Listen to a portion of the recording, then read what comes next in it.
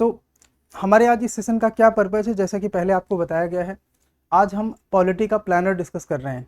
और इस सेशन में आपको ये समझ में आएगा कि क्यों पॉलिटी के क्वेश्चंस आपके गलत होते हैं। इसका जो मोटिव है वो ये कि आपकी जो पॉलिटी में प्रीलिम्स के क्वेश्चन की एक्यूरेसी है उसको 100% पर इंक्रीज करना।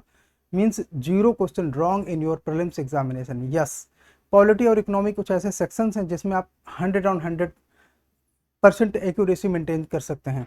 ये वो एरियाज हैं।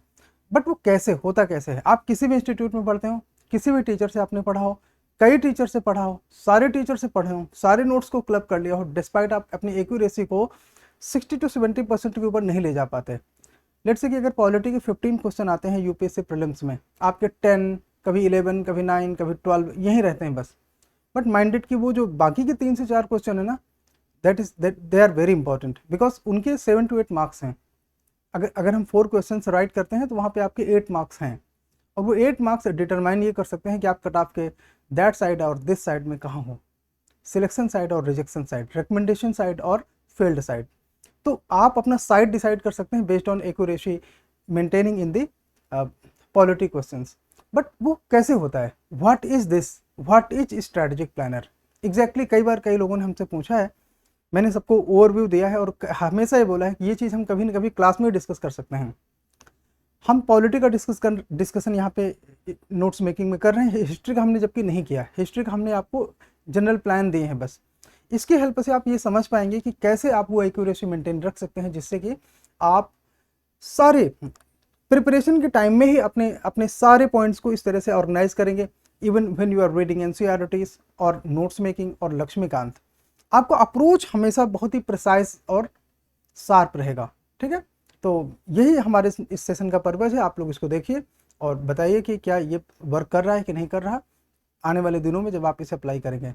Yes, this is little bit big, because अब आप सोचिए कि प्लानर ही अगर आपके 200 पेजेस के हों, नॉर्मली बुक्स होते हैं 200-300 पेज के, प्लानर अगर 200 पेज का है तो उसमें कोई रीजन है। प्लानर का साइज यूपीएससी की कॉम्प्लेक्सिटी को एग्जिबिट करता है। वो ये दिखाता है कि यूपीएससी में जो क्वेश्चंस की कॉम्प्लेक्सिटी है उसका लेवल क्या है। इसलिए चलो शुरू करते हैं। आप एक काम यहाँ से देखिए कि इसमें पीवाईक्यूज कितने हैं, 1995 से लेकर 2025 तक प्रीलिम्स के पीवाईक्यूज, एंड लास्ट 5-6 ईयर्स के मेंस के पीवाईक्यूज अलग से दिए हैं। वो अलग से इसलिए दिए हैं बिकॉज आप उनको जब भी चाहिए यूज कर लीजिए। प्लानर के साथ जो हमारे मेंस के क्वेश्चन है ना, दे आर लिमिटलेस, मतलब उन पे ईयर की कोई बाउंडेशन नहीं है। कोई क्वेश्चन 2006 से हो सकते हैं, कोई क्वेश्चन 2015 से हो सकते हैं, एंड सम क्वेश्चंस उसमें हो सकते हैं 2025, 25, 24 और इवन 1995। तो वो उसमें कोई लिमिटेशन नहीं है, बिकॉज हमारा पर्पज है कि आपको ये प्लान कैसे कन्वे किया जाए। This must be conveyed to you deeply, clearly, without any doubt. ठीक, चलो इसको ओपन करते हैं। हाँ, ये बेसिकली डायमेंशन बेस्ड या you can say theme based tool है to avoid mistakes in polity. Yes, this is a tool. This opens your secrets of the syllabuses, questions, concepts, facts, उनको ये ओपन करता है। जब आप इसको बारीकी से देखेंगे तो आपको ये रियलाइज होगा, हाँ ये उस पार्ट को एड्रेस करता है जहां से आप अपनी एक्यूरेसी को 100% में ले जा सकते हैं। यस, तब भी करंट अफेयर से कोई क्वेश्चन आ जाए जिसकी वजह से आपका कोई एरिया अनटैप्ड है, अनटच्ड है, दैट इज पॉसिबल, लेकिन क्वेश्चन नहीं गलत होगा, इंश्योर रहिए। पॉलिटी में नहीं गलत होगा, बिकॉज पॉलिटी में रैपिड रैंडम टाइप के फैक्ट क्वेश्चन नहीं आ सकते। उनका रेफरेंस होना चाहिए कॉन्स्टिट्यूशन से या किसी पॉलिटिकल थ्योरी से, किसी पॉलिटिकल फिलोसफी से। Only then we consider those questions under the category of polity, otherwise not. तो अगर वो उस कैटेगरी में है तो आपका क्वेश्चन सही होगा, इवन वो करंट अफेयर से हो, फ्यूचर के किसी फैक्ट से हो, फ्यूचर के किसी कॉन्सेप्ट से हो, उससे कोई फर्क नहीं पड़ता। एक्यूरेसी 100% मेंटेन रहेगी। ठीक है, यही पर्पज है। अगर ये पर्पज सॉल्व नहीं होता है तो ऐसे सेशंस का कोई मतलब नहीं है।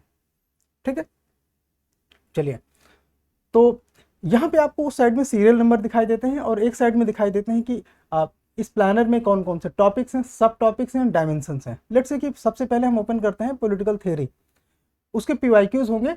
तो जब हमने पीवाईक्यूज कहा तो 1995 से लेकर 2025 तक के पीवाईक्यूज इसमें हैं। देन फिर इसका सेक्शन ए और सेक्शन बी है। सेक्शन ए है नोट्स मेकिंग का, जिसमें कि हाईली डिपेंडेंस दिखाई गई है प्रीलिम्स के डायमेंशंस पर, बट यस वहाँ पे कई कई बार ऐसे हुए हैं कि मेंस के डायमेंशंस को भी टच किए गए हैं। बट इसका जो सेक्शन बी है that is fully dedicated to main section.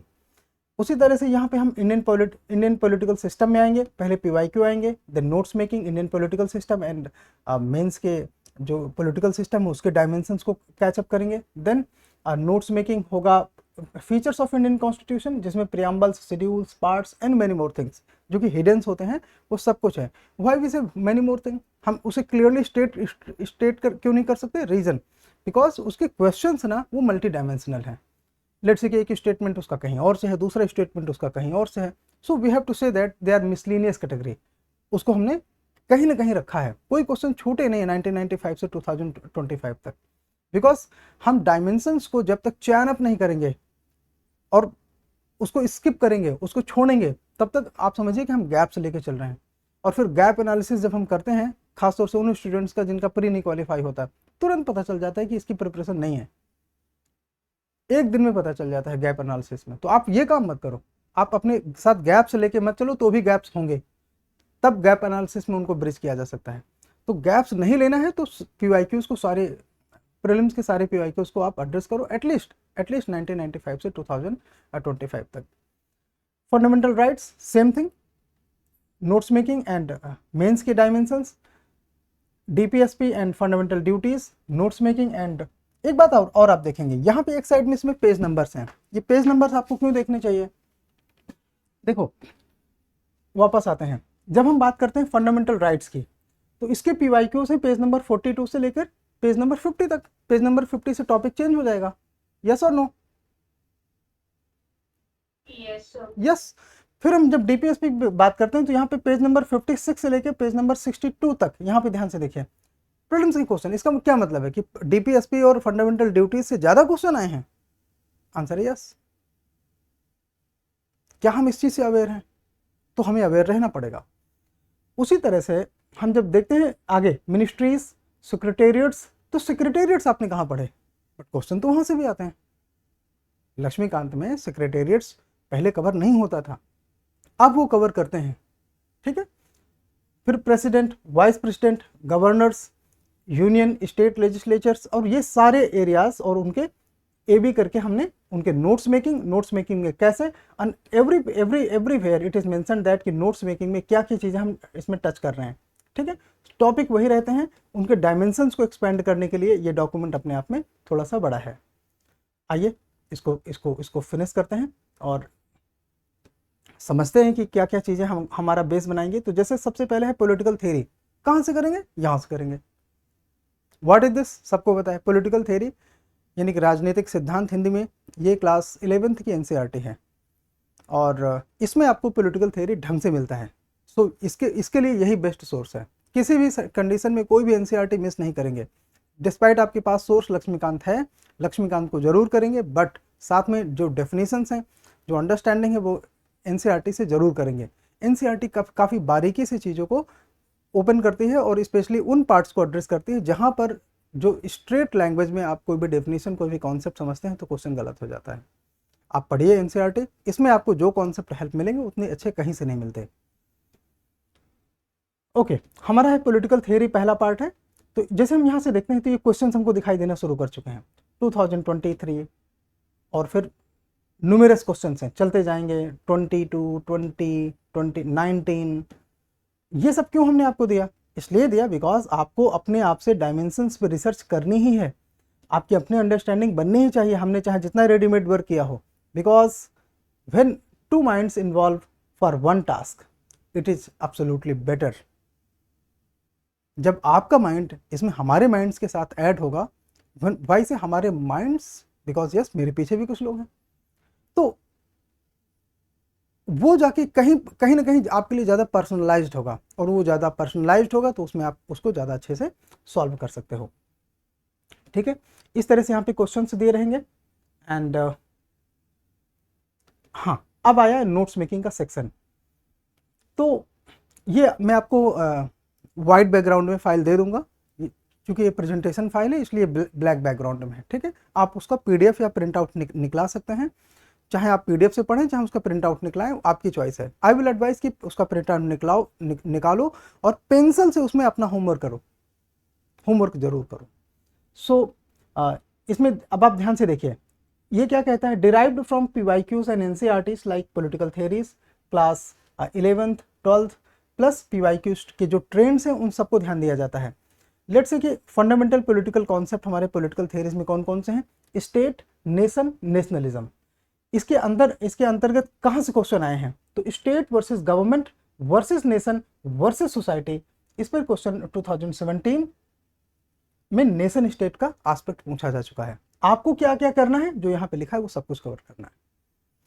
When I am saying कि इसके ऑल द डायमेंशंस कवर है, यस, लेकिन इसका ये मतलब नहीं है कि हमने सारे पीवाई को डायमेंशंस में यहाँ पे एग्जिबिट कर दिए हैं, वो भी हिडन है। फॉर एग्जांपल कि इससे तो more than one time question पूछा जा चुका है नेशन स्टेट पर, यहाँ तो केवल 2017 लिखा है। तो आपको अपनी प्रिपरेशन में क्वेश्चंस को बार बार देखना है और पेंसिल से लिखना है। लेट्स से कि आपको पता चला कि यहाँ तो क्वेश्चन 2013 में भी कोई क्वेश्चन पूछा गया था, फॉर एग्जांपल नेशन स्टेट की क्या लैंग्वेज है, क्या डेफिनेशन है, तो वो यहाँ पे आप अपना पेन से लिखो कि यहाँ पे ये 2013 से भी क्वेश्चन पूछा गया है। आपकी मेंटल क्लैरिटी बहुत अच्छी होनी चाहिए कि कौन सी चीज़ कितने गैप में आ रहा है। लेट्स से कि पास्ट टाइम में 2013 से आया, नेक्स्ट टाइम में 2017 से आया, अभी फिर उसके बाद नहीं आया। सो उसकी प्रोबेबिलिटी पे आपका माइंड जो भी वर्क करता है, आई रेस्पेक्ट दैट। तो आपको ये मिलेगा कि 2017 में कहाँ से क्वेश्चन है, नेशन स्टेट से। आपको क्या कवर करना है, तो state versus government versus nation versus society, ये एस्पेक्ट इसमें से आपको पॉलिटिकल थ्योरी के एनसीईआरटी से फाइंड आउट करना है, इनमें डिफरेंस क्या है। फर्दर हम आगे चलते हैं, इसमें हमें मिलता है features of nation state. Nation state पे मैंने आपसे बताया क्वेश्चन पहले आ चुका है, डिस्पाइट कि वहाँ लिखा नहीं तो भी। Rise of nationalism in India and Europe, ये क्यों जरूरी है। जब आप ये पढ़ोगे ना तो आपको पता चलेगा कि nationalism and idea of nation Europe और इंडिया में कैसे डिफर करता है, और ये मेंस के लिए इंपॉर्टेंट है। प्री में कैसे आ सकता है, अगर ये प्री में आता है कि हाँ इंडियन कॉन्टेक्स्ट में नेशन कैसे इवॉल्व हुआ, तो आपको यूरोपियन लैंग्वेज से बचना है, यूरोपियन डेफिनेशन से बचना है, वो हमारे लिए सही आंसर नहीं करता। सेम वे जैसे कि सेकुलरिज्म के बारे में सारी किताबें अच्छे से पढ़ाती हैं कि our version of secularism is deeply inclusive not dividing, ठीक है। तो उसी तरह से हमारे यहाँ नेशन को जो एवोल्यूशन हुआ है थोड़ा सा अलग है, तो आपको पता होना चाहिए। Then sovereignty types, absolute, popular, legal, political, ये आपको अपने नोट्स में कवर करना है। चेंजिंग नेचर ऑफ ग्लोबलाइजेशन और उसका कॉन्टेक्स्ट, ये भी कवर करना है, ठीक है, कि सॉवर्निटी को ग्लोबलाइजेशन कैसे चेंज कर रहा है। जैसे मैंने आपसे बताया कि इसमें ये मेंस का टॉपिक ज़्यादा है, प्री का कम, बट स्टिल हम इसे डिनाई नहीं कर सकते कि प्री का कॉन्सेप्ट है। यूपीएससी में there is no clear line, UPSC में there is no clear latitude that divides prelims and mains topic और syllabus. Are you convinced with that कि डीपीएसपी में ऐसा कोई लैटिट्यूड नहीं है जो प्री और मेंस के सिलेबस को ठीक से बांट सके। Is that true? यस, ऐसा कोई डिवीजन नहीं है यूपीएससी में जो इस चीज को डिवाइड कर सके, इसलिए आप नोट्स मेकिंग में इंक्लूसिव अप्रोच अपनाओ। फर्दर पॉलिटिकल आइडियोलॉजीज, जब हम पॉलिटिकल, हाँ यहाँ पे सिटीजनशिप, क्लासिकल, मॉडर्न, ये सारी चीजें आपको मिलेंगे। फिर यहाँ पे आपको मिलेगा मल्टीपल सिटीजनशिप के डिबेट में यूपीएससी 2002 का क्वेश्चन इसमें पूछा गया है ऑन डुअल सिटीजनशिप। आपको ऊपर क्वेश्चन इसी फाइल में है, आपको चेक करना है, जाओ 2020 में चेक करो, आपको क्वेश्चन मिल जाएगा। अदरवाइज यूपीएससी के लास्ट 20 ईयर्स के पेपर्स का प्रिंट आउट निकालो। मार्केट की किताबों की मैं गारंटी नहीं लेता, यूपीएससी में लास्ट 1995 से अब तक के क्वेश्चन का प्रिंट आउट निकालो और पेपर अपने पास रखो, हमेशा टाइम पे चेक करो। और मैं आई लव दोज स्टूडेंट्स जो उन्हीं ब्राउन पेपर्स को बार बार देखते हैं। फर्दर पॉलिटिकल आइडियोलॉजीज में जैसे liberalism, socialism, Marxism, feminism, multiculturalism, environmentalism, secularism, democracy, तो ये सारे एस्पेक्ट हमको मिलते हैं। अब ध्यान से देखो, डेमोक्रेसी में क्वेश्चन कब पूछा गया, 2017 में, ठीक है, और किस डायमेंशन पे पूछा गया, तो डायमेंशन था पार्टिसिपेटरी डेमोक्रेसी। उसी तरह से हम और देखेंगे, UPSC has asked on gender justice, feminism में। इसके बाद जस्टिस, राइट, लिबर्टी, इक्वालिटी, तो इसमें लिबर्टी में ये नेगेटिव एंड पॉजिटिव लिबर्टी, इसमें ये बर्लिन क्यों लिखा है, तो ये आपको आइडिया फाइंड आउट करना है, why there is a Berlin mention there, ठीक।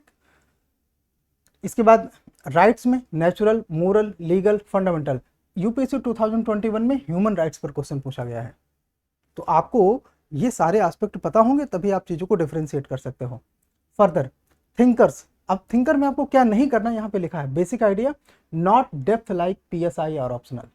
थिंकर्स में हमें पीएसआई और ऑप्शनल जैसे डेप्थ डीपर एस्पेक्ट्स को टच नहीं करना है, बट जीएस के लेवल पे आपको पता होना चाहिए गांधी जी की पॉलिटिकल थ्योरीज, नेहरू जी की पॉलिटिकल थ्योरीज, डॉक्टर अंबेडकर की पॉलिटिकल थ्योरीज, टैगोर की पॉलिटिकल थ्योरीज, ये अपने आप में इंपॉर्टेंट है।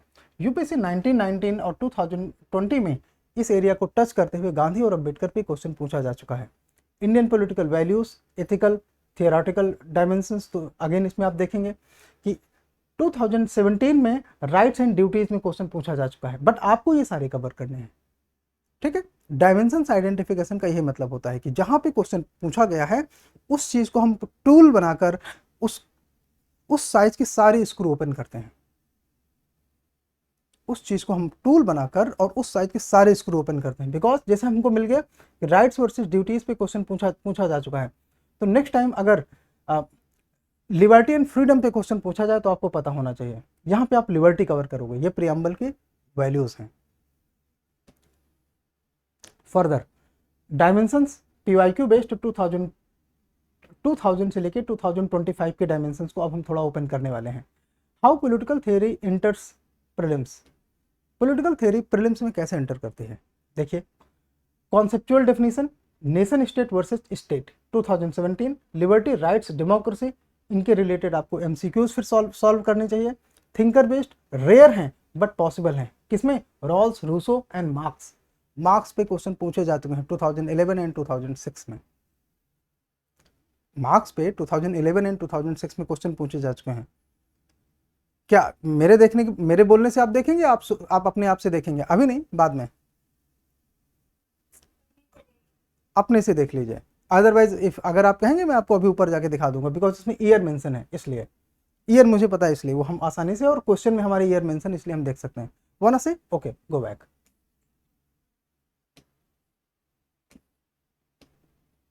हम हैं अभी 97, 2014, यही बीच में हमको मिलेगा। Karl Marx 2011, Karl Marx explained the process of class struggle with the help of which one of the following. अभी देखो, कुछ लोगों को ये इजी लगेगा, वाई, उनका ऑप्शनल है सोशियोलॉजी या पीएसआईआर, दोनों को ये बताया जाता है, बट कुछ लोगों को ये लगेगा हम ये क्यों पढ़ रहे हैं, ये तो 2011 में आया था। यूपीएससी में लास्ट 50 ईयर्स के डायमेंशन इंपॉर्टेंट होते हैं, हम लोगों ने तो अपने टाइम में कर रखा था, इसीलिए प्री में बहुत अच्छे स्कोर आते थे। लेकिन आपको मैं 1995 से स्टिक करने के लिए सुझाव इसलिए देता हूं बिकॉज इससे आप इजीली प्री क्वालिफाई कर लेंगे।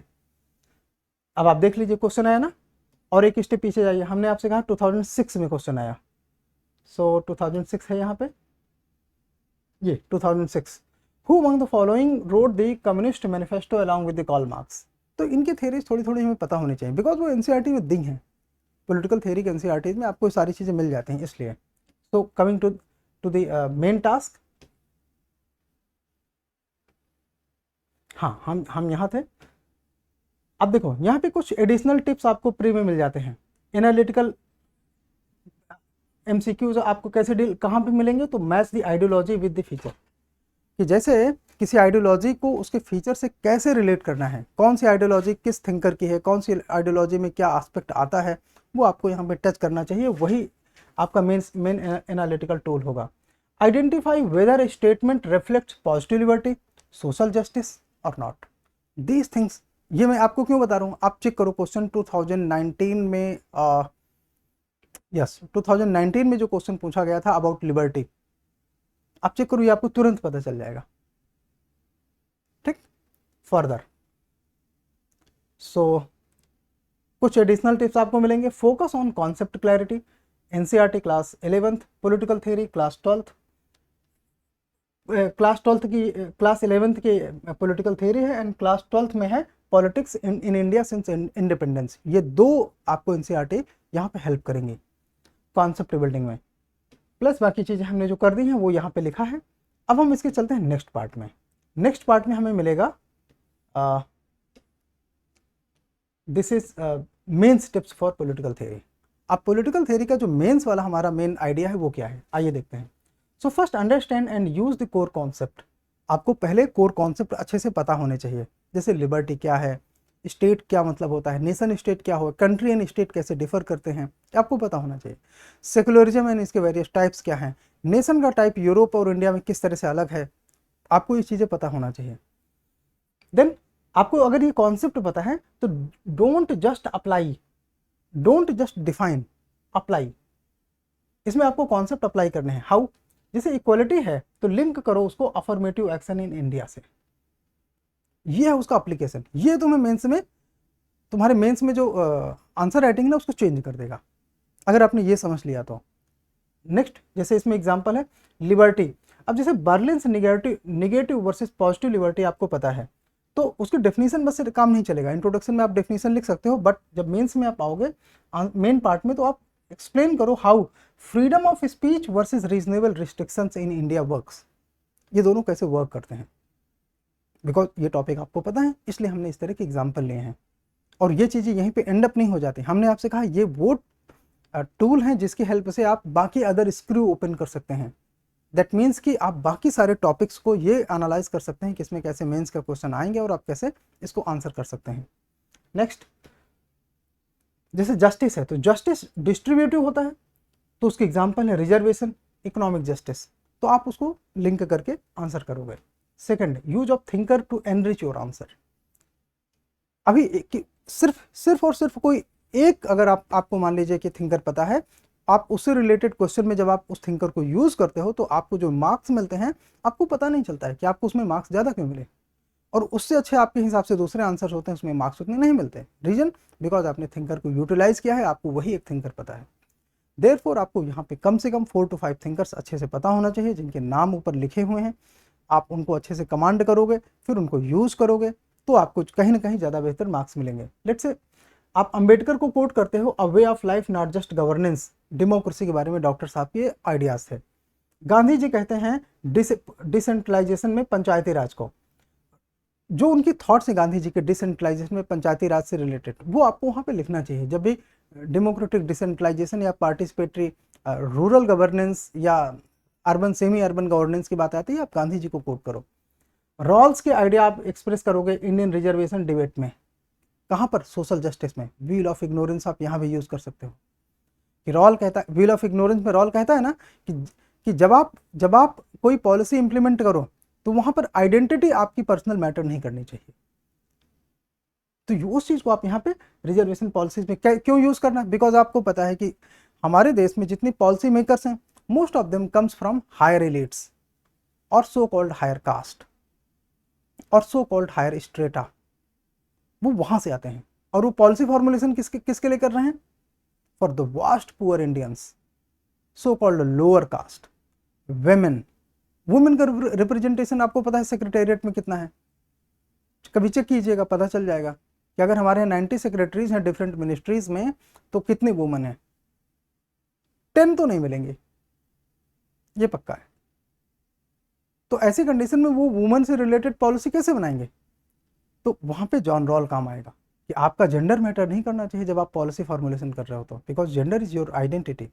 तो उन चीज़ों को आप लिखते हो, बट आप रॉल्स, ये जो जॉन रॉल है इसको मेंशन नहीं करते। अगर इसके बारे में भी एक लाइन लिखोगे ना, तो जहाँ पे तुम्हें 10 में से 4 मार्क्स मिल रहे हैं, वहाँ पे वो 10 में से 6 या 7 तक टच कर सकते हैं। बिकॉज जिससे आपको ये पता चलता है, एग्जामिनर को आप ये बताते हो कि हाँ how you have been prepared for this topic. Further, UPSC doesn't ask who said what, but using them आप अपनी डेप्थ को बता सकते हो। जैसे हम थर्ड पॉइंट पे आ गए हैं, कनेक्ट थ्योरी इंडियन कॉन्टेक्स्ट में। आइए इसको जरा समझते हैं। So every abstract idea must and with Indian example. जब भी आप कोई एब्स्ट्रैक्ट आइडिया ओपन करते हो उसे इंडियन एग्जाम्पल के साथ एंड करो। जैसे मान लीजिए आपने एक पैराग्राफ शुरू किया जस्टिस पर लिखना, justice is this, justice is that, उसके ये एस्पेक्ट हैं, उसके ये डायमेंशन हैं, आपने लेट से हाफ अ पेज लिखा 2 पैराग्राफ्स में, पॉइंटर्स में, तो उसको एंड अप कहाँ करना है, किसी न किसी इंडियन एग्जाम्पल पे। एग्जामिनर को ये नहीं लगना चाहिए कि आपने हाफ कुक्ड या सेमी कुक्ड वेजिटेबल्स उसको ऑफर कर दी हैं। उसको टेस्ट मिलना चाहिए, जब वो एग्जाम्पल देखता है तब उसको टेस्ट मिलता है। एंड इन एवरी केस आप मेरी बात ये अपने जहन में रखिए, अगर आपको यूपीएससी मेंस में 1000 मार्क्स मिलते हैं तो 500 मार्क्स एग्जाम्पल के मिलेंगे। अब और अगर आपका 700 या 800 क्रॉस नहीं हो रहा तो mind it you should not ignore, go and count your examples. अगर आपके एक 20 क्वेश्चन की कॉपी पे 100 एग्जाम्पल्स नहीं है तो आपकी कॉपी बिलो एवरेज है। जो आपके कॉम्पिटिटर्स है ना, जो आपके पैरेलल्स आपके आगे पीछे बैठे हुए आप ही के जैसे दिखने वाले दो आंख एक नाक और दो कान वाले जो पर्सन्स हैं, किसी के लंबे किसी के छोटे बाल, उन सब ने 100+ एग्जाम्पल्स लिखे होते हैं। तो अगर आपने ये नहीं किया है तो फिर प्रॉब्लम है। और एग्जाम्पल लिखने का भी एक तरीका ऐसा नहीं कि आप हेडिंग डाल के एग्जाम्पल डाल देंगे, बीच का कनेक्टिंग लिंक होता है वो थियरी, वो कॉन्सेप्ट जिसके बारे में हम यहाँ डिस्कस कर रहे हैं। तो आप कॉन्सेप्ट ओपन करो, कोई भी कॉन्सेप्ट हो उसको इंडियन एग्जाम्पल पे जाके फिक्स करो। आई रिपीट, इंडियन एग्जाम्पल पे जाके उसे फिक्स करो, ठीक है, तब जाके आपका पॉइंट वो पूरा होता है, पैराग्राफ पूरा होता है। आपको ये स्किल डेवलप करनी चाहिए। आपने अगर देखा हो तो फ्राइडे में जब हम आंसर राइटिंग करते हैं, सिनॉप्टिक आंसर राइटिंग, तो आप देखिए कि हम किसी कॉन्सेप्ट में सिर्फ 3 to 4 वर्ड्स लिखते हैं बस, और उसके बाद उसका एग्जाम्पल आ जाता है। मतलब ये कि हर पॉइंट के साथ एग्जाम्पल आता है। अगर हमने किसी आंसर को लिखने के लिए 5 पॉइंट्स लिखे हैं तो वो 5 पॉइंट्स के साथ हर पॉइंट में नीचे उसके एग्जाम्पल होते हैं, और एग्जाम्पल में मैनी, किसी किसी में 3 एग्जाम्पल होते हैं सिंगल पॉइंट में, और टोटल वर्ड्स कितने होते हैं, लेस देन 20। तो यही आर्ट पे आपको कमांड करना है। आई रिमेंबर कि एक बच्चे ने कमेंट किया, इतना कौन लिख सकता है। I am advising her right now, then you are not the part of race. इस रेस का आप हिस्सा नहीं, अगर आपका ये एटीट्यूड है तो। सो आई रिपीट, आपको सी स्टिल आप सबको पता है, मतलब many of you are aware about that, कि मैंने ये कभी नहीं कहा कि 5 एग्जाम्पल्स आर सफिशिएंट। नो, अगर 15 मार्कर क्वेश्चन है तो आपको 10 to 12 एग्जाम्पल्स होने चाहिए। तो उसकी आपको प्रिपरेशन करनी पड़ेगी, एक डिटेल्ड आंसर राइटिंग आपको करनी पड़ेगी, आपको थॉरो नोट्स होना चाहिए। ये जैसे हल्का फुल्का फायरेबल नोट्स आप बनाते हैं ना, ये फायरेबल नोट्स क्या है आप लोगों को पता होगा, और कुछ को तो ज़्यादा ही बेहतर पता होगा कौन से फायरेबल नोट्स होते हैं। तो ऐसे फायरेबल नोट्स मत बनाओ, अदरवाइज वो फायर के हवाले ही किए जाएंगे। अच्छे नोट्स बनाओ, उनमें इस तरह की आपकी क्लैरिटी होनी चाहिए कि पॉइंट्स के साथ साथ नंबर्स ऑफ एग्जाम्पल का वेट हो, उसमें कॉन्सेप्ट उसमें कवर हो, डायमेंशंस कवर हो। यूपीएससी सिलेबस को चैट जीपीटी में डाल के लिख देना नोट्स नहीं होता, ये करके आप कभी रेस में नहीं रहेंगे। इसलिए एनसीईआरटीज को ओपन करो, डायमेंशन में वो टच होना चाहिए जो एनसीईआरटीज की लैंग्वेज में टच होता है। सो मूविंग फर्दर, इसके बाद आप अपने आंसर को स्ट्रक्चर कैसे करोगे, तो ये 3 लेयर अप्रोच हमने कल हिंदी मीडियम के बच्चों के साथ ऑडियो कॉल पर डिस्कस किया था, कि इसमें आपको देखो जो डेफिनेशन होती है ना, वो कॉन्सेप्ट, थ्योरी, या इसमें थिंकर भी पॉसिबल है। आप इस तरह से अपने इंट्रोडक्शन ओपन देखो, हम किसकी बात कर रहे हैं, क्या हम यूनिवर्सल आंसर राइटिंग की बात कर रहे हैं, आंसर है नो। हम उस आंसर राइटिंग की बात कर रहे हैं जो पॉलिटिकल थ्योरी डोमेन में है। इसीलिए मैंने आपसे कई बार कहा है आंसर राइटिंग के सेशन में कि जब तक हम 50 to 60 आंसर आपके सामने नहीं लिखेंगे ना, तब तक आप ये नहीं समझ पाएंगे कि इनमें डिफरेंस क्या है। क्या ये यूनिवर्सल आंसर राइटिंग अप्रोच है? नो, ये उस कॉन्सेप्ट से रिलेटेड है, इसीलिए यहां पर ये थिंकर वर्ड मेंशन है। जैसे Indian constitutional and legal dimension है, plus contemporary example and judgments and reports, ये सब कुछ आपको पॉलिटिकल थ्योरी में अटैच करना चाहिए। अब आप इतनी बातें समझ गए ना, अब आप मेंस का नोट्स जब बनाओगे और तुम्हारे में जजमेंट्स नहीं होंगे तो तुम्हें पता चल जाएगा कि your notes are bare, you need to sophisticate them. Sophisticated का मतलब ये नहीं कि फेयर एंड लवली अपने नोट्स में लगाना शुरू कर दो। सोफिस्टिकेशन का मतलब होता है कि आप अपने कॉन्सेप्ट्स के साथ सुप्रीम कोर्ट के जजमेंट्स को आइडेंटिफाई करो और वहाँ पे अटैच करो कि जस्टिस पर कोर्ट ने क्या कहा, सेकुलरिज्म पे कोर्ट ने क्या कहा, सिटीजनशिप पे कोर्ट ने क्या कहा, लॉ कमीशन ने क्या कहा, सेकंड ARC क्या कहती है। इसे बोलते हैं सोफिस्टिकेशन। आपकी देखो, हेडिंग आप मगअप कर सकते हो, टेलिंग आप मगअप नहीं कर सकते। हेडिंग का मतलब होता है जो आप ऊपर मोटी सी वर्ड लिखते हैं। लेट्स से यहाँ पर कोई हेडिंग है क्या, जैसे ये हेडिंग है पॉइंट नंबर 4, ये आप रट सकते हो, हाँ that is possible, but telling का में आप क्या क्या लिखोगे वो रट नहीं सकते। वो आपकी अंडरस्टैंडिंग, आपके एग्जाम्पल्स के बारे में समझ, आपकी कोर्ट की कुछ ज्यूरिसडिक्शन जो आपने रट्टा मार कर रखा होगा वहाँ पे हेल्प करेंगे। तो इस तरह से आपका नोट्स दिखाई देना चाहिए व्हेन आई सी। जब मैं आपका नोट्स देखूं तो वो ऐसे दिखाई देना चाहिए। अगर वो वैसे दिखाई नहीं दे रहा then it is semi finished, semi ripen. Now एक एग्जांपल लेते हैं, बातों से काम नहीं चलता है। एक क्वेश्चन है आपके सामने GS2 का, discuss the concept of constitutional morality. ये 25 में तो नहीं आया ऐसा क्वेश्चन, आया है लेकिन चाहे इस साल हो चाहे 1-2 साल पहले, ठीक है। Discuss the concept of constitutional morality, तो इसको कैसे आप स्टार्ट करोगे, अंबेडकर के डेफिनेशन से इसको स्टार्ट करो। फर्दर फिर इसमें आप कॉन्सेप्ट कनेक्ट करो सुप्रीम कोर्ट के जो जजमेंट्स हैं, जैसे नवतेज सिंह जौहर और सबरीमाला, दो आप इसमें कम से कम ऐड करो, अलग अलग जगह, एक साथ नहीं। ऑब्वियसली आप अपने आंसर को फ्लो दोगे, फिर बीच में आपका नवतेज आएगा और फिर उसके बाद सबरीमाला आएगा, और इसके बाद सिग्निफिकेंस उसको शो करो इंडियन डेमोक्रेसी एंड प्लूरलिज्म में। आपका जब आंसर कंक्लूजन के पहले फिनिश होगा ना, तो एग्जामिनर को डेमोक्रेसी एंड प्लूरलिज्म की मलाई टेस्ट आनी चाहिए, इसके बाद अपने आप को कंक्लूड कर दो, दैट्स इट। अब एक बात बताओ, अब तुमने अगर नोट्स में ये बात नहीं ध्यान दी, तुम ये काम कैसे करोगे? किसी 1-2 क्वेश्चन में कर लोगे, कहीं किसी कोचिंग में आंसर राइटिंग की होगी इसलिए, यस और नो? लेकिन आपका रियल जो बे है ना, वो कौन सा है? नोट्स है। So your notes must B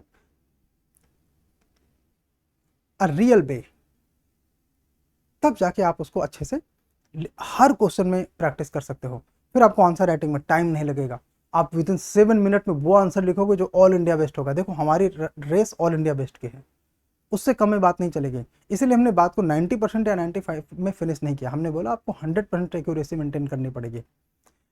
आपको पता है कि GS2 में मार्क्स नहीं आते ज़्यादातर, टॉपर्स के भी देखे होंगे आप लोगों ने। इवन जिनके GS4 में 140 होते हैं, उनको GS2 में 110, 115, 15, 95, कभी 100, कभी 111 ऐसे मार्क्स होते हैं। इसको 120 या 135 या 140 क्रॉस कराने के लिए आपको ये अप्रोच लेके चलना पड़ेगा।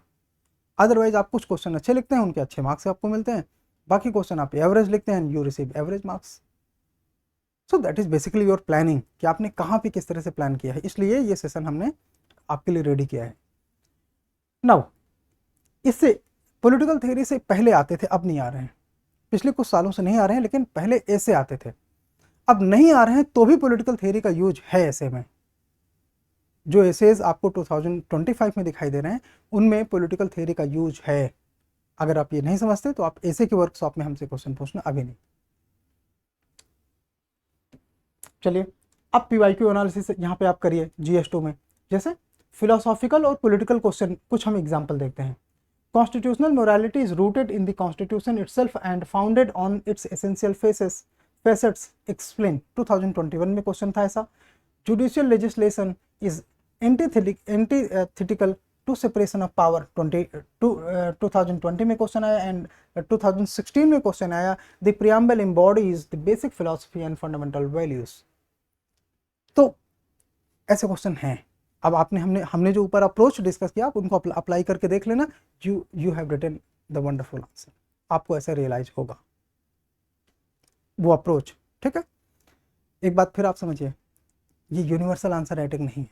अभी तो हम सिर्फ उसके एक उसके सिर्फ सिंगल नट पे बात कर रहे हैं, अभी हम उसके पहले यूनिट पे हैं जिसमें पॉलिटिकल थ्योरी पे बात करनी है, यही हमको पूरे उसमें करना है। टोटल इसमें 12-13 यूनिट्स होंगे।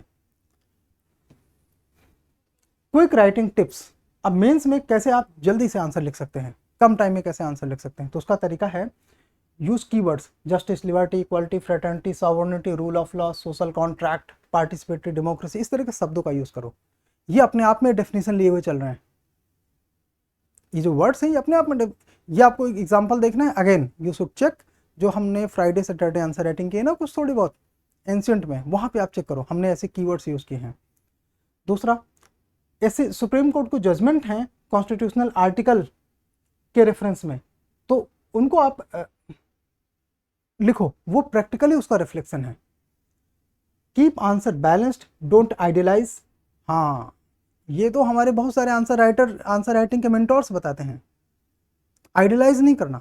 आइडियलाइज करने पे आपको 10 में से 4 या 5 ही मिलेंगे। आपने देखा होगा टीना डाबी के ज़्यादा नंबर हैं, क्यों? आप उसकी कॉपी देखो, आपको लगे कि ये तो बड़ा आसान है, इतना तो मैं भी लिख सकता। आप आदित्य की कॉपी चेक करो, आपको लगेगा हाँ इसमें एग्जाम्पल बहुत है, लेकिन ऐसा आंसर मैं भी लिख सकती या लिख सकता। बिकॉज वो कॉपीज आपको बहुत बेसिक नजर आती हैं। तो यही तो करना है, आइडियलाइज नहीं करना, बहुत आइडियलिस्टिक आंसर नहीं लिखने, उसकी रिक्वायरमेंट भी नहीं है, ठीक है। तो उससे बचना है। इसके अलावा मेंशन लिमिटेशंस, जैसे लिबर्टी वर्सेस सिक्योरिटी, तो जब भी आप उसके बारे में लिखिए ना, तो उसको उसकी लिमिटेशंस जरूर लिखिए, चाहे वो पूछा गया हो चाहे नहीं। जो चीज़ नहीं पूछी गई है ना, उसको एक लाइन में उसका जो कॉन्ट्रास्टिंग व्यूज है उसको ध्यान में रखते हुए उसकी लिमिटेशंस जरूर लिखना है। Next, and with way forward rooted in democratic values. इस पूरे यूनिट के लिए जो भी आप वे फॉरवर्ड लिखेंगे तो उसकी डेमोक्रेटिक वैल्यूज, बाकी अदर वैल्यूज भी, not only democratic values.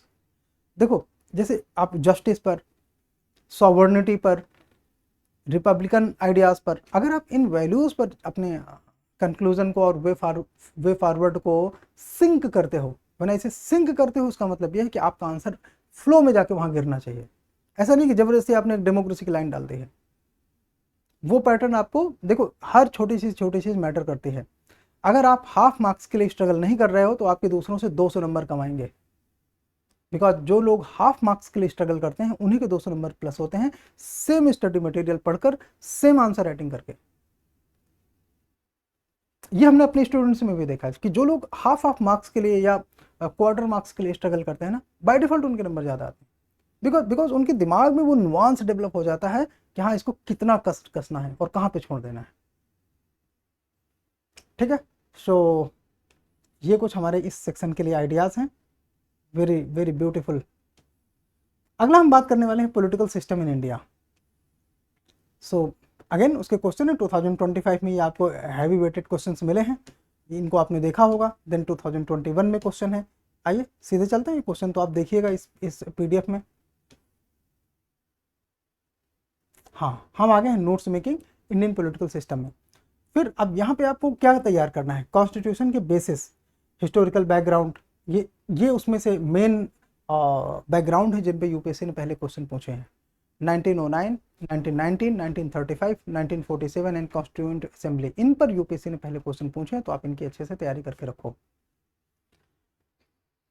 Making of constitution में जो वेरियस कमिटीज हैं उनके जो मैंडेट्स हैं, शेड्यूल में ऑल 12 आपको तैयार करना है, बट स्पेशली क्वेश्चन पूछे गए हैं 8th, 9th, 10th, 12th, 4th। ये तो गलत है, इसमें कुछ और होना चाहिए, ये पार्ट होना चाहिए, क्योंकि 12th के आगे तो शेड्यूल ही नहीं है।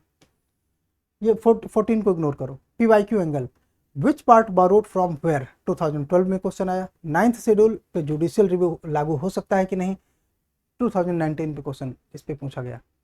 इफ आई से 9th शेड्यूल में जुडिशियल रिव्यू लागू नहीं हो सकता, अब आप बताओ मेरा टाइमलाइन कब से कब के बीच में है। अब ऑब्वियसली 1974 के पहले है ना, उसके बाद तो लागू हो सकता है। हाँ, तो 2019 में ऐसा क्वेश्चन आया है, आपको दोनों बातें पता होनी चाहिए, वो लाइन जिसके पहले लागू नहीं हो सकता and that line after that judicial review is implemented in 9th schedule. Approach में लक्ष्मीकांत को आपको मस्ट रिवाइज करना है, प्लस पास्ट 25 ईयर्स के क्वेश्चंस देखने हैं, लिंक करना है करंट इवेंट को स्टैटिक प्रोविजन से। द हिंदू में ये काम हम कर रहे हैं, द हिंदू में स्टैटिक प्रोविजंस को हम करंट के साथ लिंक कर रहे हैं। तो जब भी आप द हिंदू का सेशन देखें उसका अलग से नोट्स जरूर बनाएं, अलग से नोट्स उसका जरूर बनाएं, कॉपी पे बनाएं, डिस्पाइट आप रिवीजन ना कर पा रहे हो तो भी बनाएं, डोंट वरी, रिवीजन का हमारे पास आइडिया है। देन आप current event, practice, mock test, वो सब तो बाद में बात करेंगे। मेंस में आते हैं जरा। मेंस में सिलेबस मैपिंग अप्रोच इसमें हमको लेके चलना है। कैसे? कॉन्स्टिट्यूशन एंड पॉलिटी, उसकी स्ट्रक्चर, फीचर, ये मैपिंग का क्या मतलब है कि हमारे कॉन्स्टिट्यूशन के कौन कौन से हमारी पॉलिटिकल सिस्टम में कौन कौन से सिस्टम वर्क करते हैं, जैसे कि हम रिपब्लिकन सिस्टम है, फेडरल सिस्टम है, इस तरह के सिस्टम्स के बारे में हमको आइडिया, चीज़ों को फाइंड आउट करना है। गवर्नेंस में ट्रांसपेरेंसी, अकाउंटेबिलिटी, वो उसका अपने आप कंपोनेंट है कि जैसे मान लीजिए फेडरलिज्म अगर हमको फॉलो करना है और सेंट्रल स्टेट रिलेशन कहीं पे हम बात कर रहे हैं तो उसमें ट्रांसपेरेंसी अपने आप आ जाएगा, सेंटर की अकाउंटेबिलिटी अपने आप आ जाएगा। कैसे? जैसे जो टैक्स रेवेन्यू शेयर करना है, अगर गवर्नमेंट ऑफ इंडिया उस पर अपनी ट्रांसपेरेंसी मेंटेन नहीं करती तो क्या ये हमारे फेडरलिज्म को वीक नहीं करेगा? करेगा। सोशल जस्टिस, फिर उसमें कोर थीम, कॉन्स्टिट्यूशन, और ये बातें आपको सब एडिशनल डायमेंशंस में इसमें कवर करना है historical context, legal provision, contemporary, ये छोटा है, इसमें हम आगे जल्दी से बढ़ने वाले हैं। वे फॉरवर्ड में आपको सरकारिया कमीशन, पूंजी कमीशन और सेकंड ARC, इस पे यूपीएससी ने क्वेश्चन पूछे हैं। तो वे फॉरवर्ड लिखते समय इन मेन कमीशन का यूज करना है आपको, कि कैसे पूंजी कमीशन के रिकमेंडेशन है, किन किन मैटर में। क्यों हम बात किसकी कर रहे हैं, पॉलिटिकल सिस्टम की। तो पॉलिटिकल सिस्टम में जो सबसे इंपॉर्टेंट है सेंटर स्टेट रिलेशन है, under federal governance, under federal constitution, under federalism of India. आपको पता है कि हमारा फेडरलिज्म जो है, it is not fully federalism, it is somewhat unionism. तो इसलिए पूंजी commission, Sarkaria commission, second ARC और एक आध रिकमेंडेशन आप और अगर तैयार कर लो तो वो आपको हेल्प करेगा। Are you aware of that कि सरकारिया कमीशन, पूंजी कमीशन के रिकमेंडेशन जरूरी इसलिए हैं बिकॉज हम फुली फेडरलिज्म फॉलो नहीं करते, हमारे फेडरल फीचर में यूनियनिस्टिक कॉन्सेप्ट मिला हुआ है। इसलिए फिर जैसे हम federalism and central state relation की बात करते हैं, तो उसमें कौन कौन से मेन उसके एलिमेंट है वो यहाँ पे लिखे हैं। कोऑपरेटिव, ये आपको अपने नोट्स में कवर करने हैं, जैसे cooperative versus competitive federalism, GST council, dispute, role of finance commission, governors power, elected government, role of interstate zonal council, सब कुछ ठीक है। चलिए हम आते हैं अपने थर्ड पार्ट में, यानी कि थर्ड यूनिट में, जो है salient feature of Indian constitution. सारे फीचर इधर लिखे हुए हैं, आप इनको देखोगे ये आपको आसानी से कवर हो जाएंगे। बट हमको आना है यहाँ पे, इस पे कवर करेंगे। यूपीएससी प्रीलिम्स 2025 में क्वेश्चन आया। फिर ये सारे डायमेंशन हमने कवर किए हैं। ये भी यूपीएससी प्रीलिम्स 2025 का क्वेश्चन है। देन ये 24 में हम आ गए हैं, इस पे भी क्वेश्चन पूछे गए हैं। आइए देखते हैं।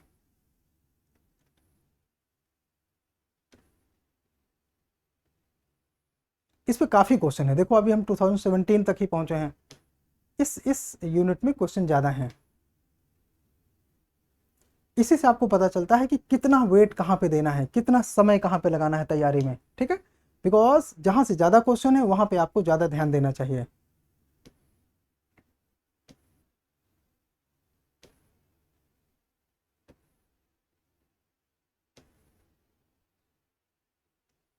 आइए, यहाँ से हमको अब मिलेगा हमारा प्लानर, नोट्स मेकिंग। तो फ्यूचर ऑफ इंडियन कॉन्स्टिट्यूशन क्यों लेंदी है, नेचर क्या है हमारे कॉन्स्टिट्यूशन का, तो आपको ध्यान देना चाहिए कि वर्ड्स लेंदीएस्ट रिटन कॉन्स्टिट्यूशन कैसे बन गया। तो उसके कुछ हिंट्स आपको मिलेंगे किस पे, blend of rigidity, flexibility, quasi federalism. हमने आपसे भी बताया था कि हमारा जो फेडरलिज्म है ये फुली फेडरलिज्म नहीं है, इसके फेडरलिज्म में कुछ दिक्कतें हैं, ठीक है। Then parliamentary form of government, republic, sovereign, socialist, secular, democratic, इस पे मेंस का क्वेश्चन आ चुका है। 2016 में आया था क्वेश्चन मेंस में कि इंडियन रिपब्लिक, उसके मेन क्वालिटीज़ क्या हैं। तो हमारे रिपब्लिक की ये है main qualities, sovereign, socialist, secular, democratic. इन्हीं वर्ड्स को एक्सप्लेन करना था, एग्जाम्पल ऐड करने थे और इंडियन कॉन्टेक्स्ट में उसको लिंक करना था जो हमारे आर्टिकल्स हैं या वर्डिक्ट हैं सुप्रीम कोर्ट के, उनके साथ। फिर पीवाईक्यू के डायमेंशन। अब आप देखो federal feature versus unitary features पे 2 बार क्वेश्चन आ चुका है, 2017 में एंड 2021 में। इसके अलावा इंटरप्रिटेशन बेस्ड एमसीक्यूज यहाँ पूछे गए हैं किस पे, India is federal with strong unitary बायस। इस पर इंटरप्रिटेशन बेस्ड क्वेश्चन पूछे गए हैं। तो आपको वो समझ में कब आएगा, जब आपको ये कॉन्सेप्ट समझ में आएगा। फर्दर बोरोड फीचर, ये सब आप जानते हैं कि हाँ इस तरह की चीज़ें हमारे इसमें हैं एग्जाम में। इसमें डायमेंशंस कैसे फाइंड आउट करेंगे, तो विच provision borrowed from which country, इस पे क्वेश्चन पूछा जा चुका है ईयर 12 एंड 15 में। For example, which of the following are borrowed from US constitution, fundamental right, judicial review, preamble. तो आपको ये पता होना चाहिए कि कौन सा फीचर कहाँ से बोरो किया गया है। देन आपको इसमें ये सारे सैलिएंट फीचर पता होने चाहिए कि इनको कहाँ से बोरो किया गया है। इनका मतलब तो आपको जाहिर सी बात है पता ही होना चाहिए। पीवाईक्यू के डायमेंशन में जैसे कि प्रियम्बल का जो अमेंडमेंट है उस क्या मतलब कि वो अमेंडेबल है नहीं है क्या, वो 2017 का पार्ट था क्वेश्चन में। फर्दर फंडामेंटल ड्यूटीज़ की जो इन्फोर्सिबिलिटी है उस पर क्वेश्चन 17 एंड 22 में पूछा गया है। डीपीएसपी वर्सेस एफआरपी क्वेश्चन 2019 में पूछा गया है। तो ये सारी चीज़ें इसके मेन कॉन्स्टिट्यूएंट थे। फेडरल फीचर में ये सारे फेडरल फीचर्स हैं जो कि आपको तैयार करने हैं अपने नोट्स में। आप PYQs के डायमेंशंस देखो यहाँ से। एससी का जो इंटरप्रिटेशन है फेडरलिज्म में 2018 में क्वेश्चन का पार्ट था। GST council as a cooperative federalism 21 का पार्ट था। नेचर ऑफ इंडियन फेडरलिज्म 17 का पार्ट था। Unitary feature, single citizenship, strong centre, ये सब आप ध्यान रखोगे, इनको तैयार करना है। फिर यहाँ पे देखो PYQ के डायमेंशन की प्रेसिडेंट रूल 17 में क्वेश्चन, इमरजेंसी पावर पे सेंटर जो फोर्स यूज करता है वो 20 पे क्वेश्चन आया। नोवेल यूनिक फीचर्स कौन कौन से हैं, तो आपको ये दिखाई देते हैं कि नोवेल और यूनिक फीचर्स हमारे देश में, इनमें जो डायमेंशंस पूछे गए हैं वो 2014 एंड 16 में पूछे गए हैं। कौन कौन से नोवेल फीचर्स हैं।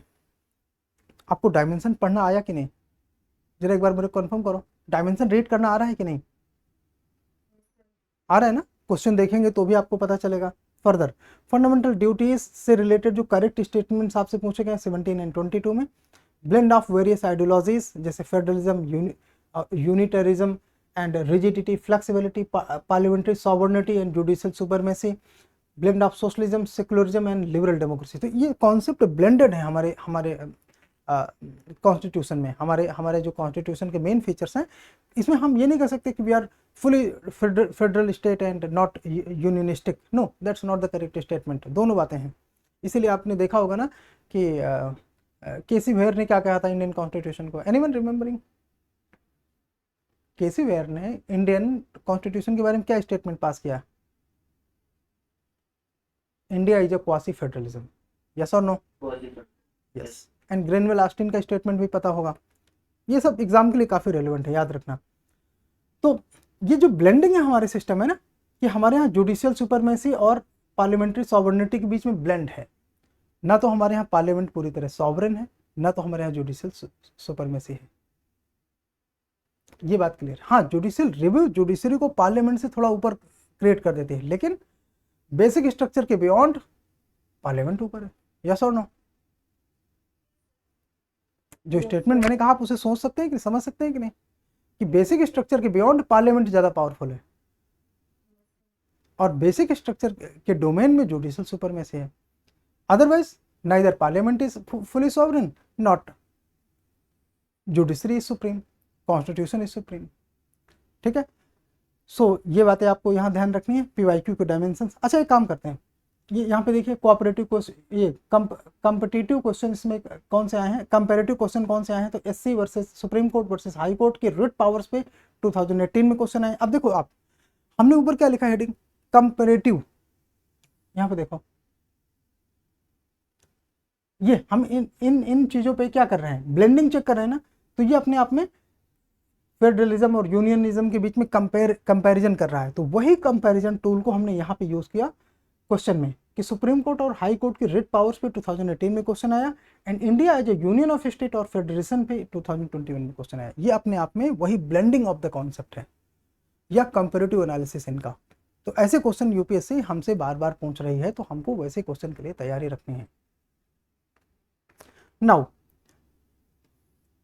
एक काम करते हैं, मेंस में जाने से पहले हम आपके क्वेश्चंस ले लेते हैं। चलो, जिसके जो जो क्वेश्चंस हमें बताइए। है कोई क्वेश्चन?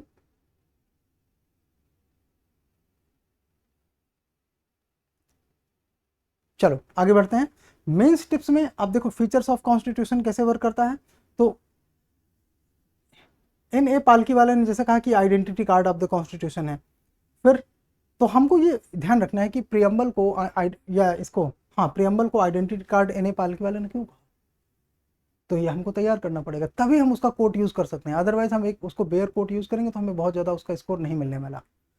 ये डिक्लेयर करता है इंडिया को सॉवरेन, सोशलिस्ट, सेकुलर, डेमोक्रेटिक। ये अमेंडमेंट भी यहाँ पे याद रखना। एंड इस तरह से आप ये नोट्स मेकिंग करेंगे। मेंस के लिए कुछ एडिशनल टिप्स हैं जो कि अपने आंसर में प्रियम्बल को नॉर्मेटिव एंकर के तौर पर आप यूज कर सकते हैं while writing about this secularism या इक्वालिटी और जस्टिस। जो प्रियम्बल के कीवर्ड है ना, उस पर कोई भी क्वेश्चन आता है तो आप अपने प्रियम्बल को यूज कर सकते हैं। कैसे? नॉर्मेटिव एंकर के तौर पर। Further always court supreme court के केसेस, जैसे case Anand Bharati case, LIC of India case, consumer education research centre case, ये सारे आपको यूज करने हैं। पार्ट ऑफ द कॉन्स्टिट्यूशन हमारे इसमें आएगा टॉपिक। तो इसमें जितने पार्ट हैं उनको सबको सबको जैसे 22 पार्ट 25 पार्ट कैसे आपको पता होगा ABC की वजह से। एडिशनली यहाँ पे मेजर वन यहाँ पे लिखे हैं कि कहाँ कहाँ से ज़्यादा क्वेश्चन पूछे जा रहे हैं, तो part 3, part 4A, part 9, 9A, 9B, 14, 14A and part 17 official language. इतने कुछ मेन पार्ट्स हैं जिसपे क्वेश्चन ज़्यादा पूछे गए हैं। फर्दर इंपॉर्टेंट वन यहाँ पे आप हमको मिल जाएंगे शेड्यूल्स जो इंपॉर्टेंट हैं। फिर उसके लिए शेड्यूल्स के लिए मेन इंपॉर्टेंट टिप्स कौन कौन से हैं, कहाँ से ज़्यादा क्वेश्चन बनते हैं, इस पे हमने आपको बताया कि जैसे 5th एंड 6th शेड्यूल है ट्राइब्स के बारे में, तो वो इंडियन सोसाइटी GS1 में भी आपको हेल्प करेगा। फाइन, ये आपको समझ आ रहा है सब कुछ। देन हम आ गए हैं अपने नेक्स्ट पार्ट में, ये है फंडामेंटल राइट्स। फंडामेंटल राइट्स है अपने आप में हमारा 4th यूनिट है। इस पे क्वेश्चंस आए हैं 24 में, 23 में। चलो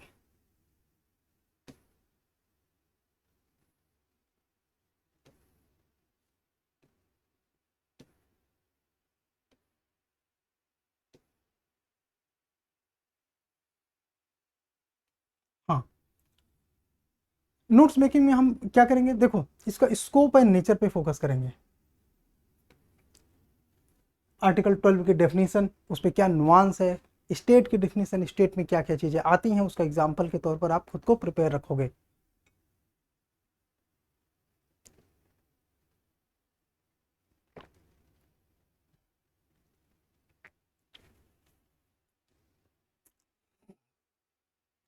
हाँ, PYQs पे क्वेश्चन कहाँ से, PYQs हमको कहाँ ले जा रहे हैं, तो फंडामेंटल राइट है कि नहीं, right to vote, right to vote fundamental right नहीं है।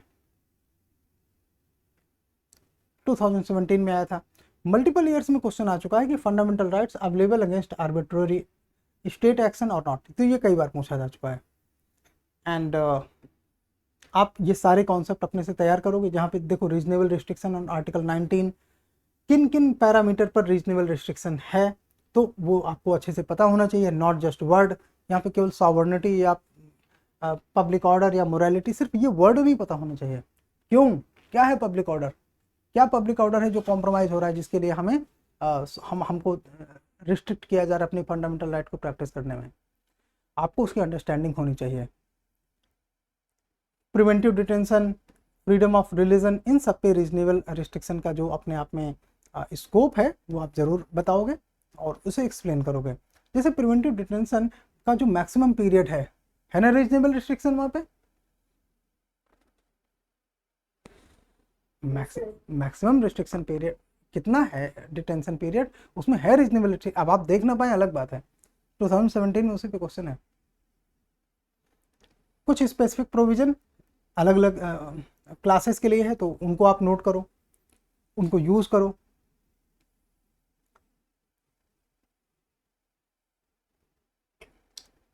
आर्टिकल 17 इसकी स्कोप पर क्वेश्चन आया 13 में। Article civilian award versus article, इसमें जो आर्टिकल 18 है उस पर क्वेश्चन आया 2013 में। ठीक है, तो PYQs आप सब में एक ध्यान से देखेंगे तो आपको दिखाई देगा, डायमेंशनल कवरेज है यहाँ पे। रिट एंड देयर पर्पज पे 2021 में आया। इसके अलावा article 32 called heart and soul of the constitution, इस पर 2020 पे क्वेश्चन आया। ये किसने कहा कि article 32 heart of the constitution है, who said that, anyone? Yes, of course, right. Further हम इसमें देखेंगे कि केशवानंद भारती के आउटकम्स क्या थे, मेनका गांधी के आउटकम्स क्या थे, पुट्टा स्वामी केस के आउटकम्स क्या थे, इनको हम अच्छे से तैयार करेंगे। इनको अच्छे से यूज़ करो, खूब यूज़ करो। आप पॉलिटी में कम से कम आपको 3 से 4 क्वेश्चन ऐसे मिलेंगे पूरे पेपर में, 20 क्वेश्चन में, जिनमें कि ये यूज होंगे ही होंगे, बनता है। आपको डायमेंशन डेवलप करके आराम से ये जजमेंट्स कोट करने हैं और इनके बारे में बताना है कि ये क्या आउटपुट देता है। इससे आपको ऑप्टिमाइज करने में हेल्प मिलेगा अपने मार्क्स। देखो जैसे राइट टू क्लीन इन्वायरमेंट है ना, स्पीडी ट्रायल, एजुकेशन, ये पार्ट ऑफ आर्टिकल 21 है। कब कब क्वेश्चन पूछा गया आपके सामने यहाँ दिखाई देता है। Relation with other part of the constitution, इन चीज़ों के हैं, इस पर क्वेश्चन है, हाँ है। Right against exploitation and bonded labour 2018, fundamental right enforceable against private entities, fundamental right enforceable against private entities. कौन कौन से फंडामेंटल राइट हैं, कितने लेवल पर वो एप्लीकेबल हैं और एनफोर्सेबल हैं, और कहाँ पे एनफोर्सेबल नहीं है, ये ऑलरेडी क्वेश्चन पूछा जा चुका है अमेंडमेंट में। तो 42, 44, 86 एंड 103 ये अमेंडमेंट है हमारे फंडामेंटल राइट्स को डेडिकेट करते हुए, इनको अच्छे से तैयार करना है। क्वेश्चन 17 2012 में और multiple likely asked in coming years. EWS quota से संबंधित जो अमेंडमेंट है वो फ्यूचर में पूछा जा सकता है, याद रखना, अभी तो नहीं पूछा गया। How to make notes for prelims, तो स्ट्रक्चर, उसका स्ट्रक्चर इस तरह से होना चाहिए कि आर्टिकल के नंबर, उसके प्रोविजन, उसके related cases, doctrine, restrictions, exceptions. मैं हिंदी मीडियम के बच्चों को बताना चाहता हूँ कि ये पीडीएफ आप देखेंगे, आपकी जो हिंदी के पीडीएफ है उसमें इन सब का मतलब हिंदी में लिखा है। ये सब कुछ एक्सेप्शन, रिस्ट्रिक्शन, यही जो इंपॉर्टेंट होता है। देन रिसेंट करंट अफेयर्स और पीवाईक्यू का एंगल का है, तुम्हारी कॉपी पे दिखाई देना चाहिए किसमें कौन कहाँ से पीवाईक्यू पूछा गया है। तो जैसे आप जो भी टॉपिक लिखते हैं ना उसमें बगल में लिखते चलिए 2022 प्री या पीटी या कुछ भी आप लिखते हो, सीएसपी लिखते हो सीएसपी लिख दो, बट लिखते चलो, आपके पेज में दिखाई देना चाहिए कि ये क्वेश्चन इतने टॉपिक आपने लिखे हैं, इतने सब टॉपिक आपने लिखे, इतने डायमेंशंस आपने कवर किए, तो वो कहाँ पे कौन सा क्वेश्चन पूछा गया है।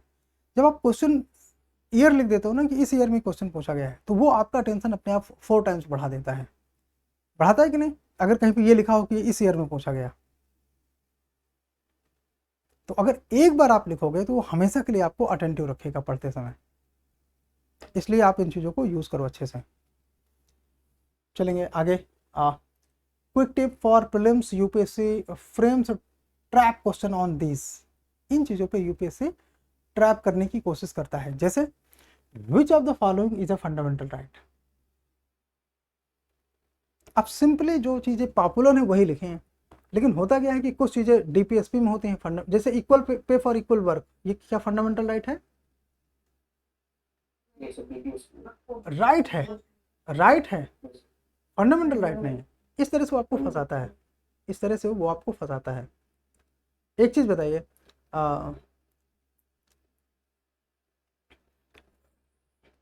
Healthy nourishment of a child age group of 4, क्या ये उसका राइट है?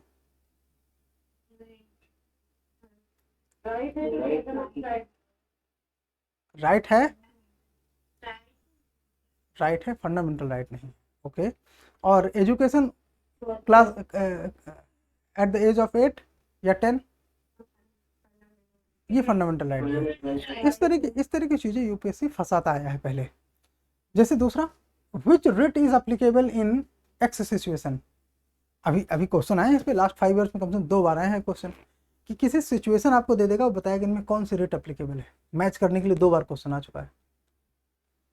फिर fundamental right available to citizen only, ये तो खैर इजी है, इजी क्यों, रट्टा मारे, आप उसको रट सकते हैं, जो नहीं रट सकते उस पर जरूर ध्यान देना है, ठीक है। फिर आते हैं इसके मेंस के एस्पेक्ट पे, एंड फिर इसमें क्रिटिकल एनालिसिस करिए स्कोप का, लिमिटेशन का, जुडिशियल रोल का और उसके मिसयूज का। इस पे कुछ क्वेश्चंस आप देख लीजिए कि कैसे ऊपर क्वेश्चन आए हैं। तो judicial legislation is antithetical to doctrine of separation of power, in this context justify the filing of large number of PILs। कमाल का क्वेश्चन है। Right to privacy is protected as an intrinsic part of right to life and personal liberty. ये ना उसी साल आया था, पुट्टा स्वामी हम लोगों को रटा हुआ था, जैसे क्वेश्चन दिखाई देता है एकदम लगता है ये तो बिल्कुल इजी है। Discuss the role of supreme court in protection of fundamental rights through writ jurisdiction. अब यहाँ पे रट्टा काम आएगा कि आपको रिट्स याद है कि नहीं। फाइन, आगे चलते हैं। तो नोट, अब कुछ पैटर्न बनेंगे। UPSC rarely ask what is the article 14। नहीं, ऐसा क्वेश्चन नहीं होता। कैसे क्वेश्चन कैसे होता है, वो आपको फंडामेंटल राइट का इशू प्राइवेसी के साथ लिंक कर देगा, या PIL के साथ, सेडिशन लॉ के साथ, सोशल जस्टिस के साथ। अब आपको आर्टिकल अपने से आइडेंटिफाई करना पड़ेगा, आर्टिकल्स की पहचान आपको स्वयं से रखनी पड़ेगी। देन नेचर एंड स्कोप, फिर कुछ क्वेश्चंस हैं इसमें, यहाँ पे नहीं। हाँ, जुडिशियल इंटरप्रिटेशन, जैसे देखो कैसे ये हो सकता है। जुडिशियल इंटरप्रिटेशन में नवतेज सिंह जौहर, इंदिरा सावनी जजमेंट और आईआर कोयलो केस। तो आईआर कोयलो केस मतलब एक्सेप्शनल है कि 2016 में पता नहीं क्यों पूछ लिया। 2016 में पूछा गया था आईआर कोयलो केस क्या है। सीधे सीधे क्वेश्चन नंबर 19 आप जाके चेक करो कि आईआर कोयलो केस सीधे सीधे पूछ लिया गया था। इसके अलावा अगर रिजर्वेशन की बात हो रही है या आर्टिकल 16 की बात हो रही है तो आपको ये इंदिरा सावनी केस याद रखना है। राइट्स अंडर आर्टिकल 21 एलजीबीटी से संबंधित है कोई क्वेश्चन तो नवतेज सिंह जौहर। अब एक बात आप ये बताओ, इस साल ऑप्शनल में क्वेश्चन पूछा गया था ना कि क्वीर कम्युनिटी के रिलेशनशिप कैसे होते हैं, ऑप्शनल सोशलॉजी में। यहाँ पे ये आर्टिकल वहाँ पे आपको ले जाना है और यूज़ करना है, नवतेज सिंह जौहर का केस। जब उनके आप चैलेंजेस लिखोगे ना तो चैलेंजेस में ये सोल्यूशन के तौर पर यूज होगा। अब ये तुम्हारी स्किल होनी चाहिए कि आप कहीं की चीज़ कहीं कनेक्ट करो।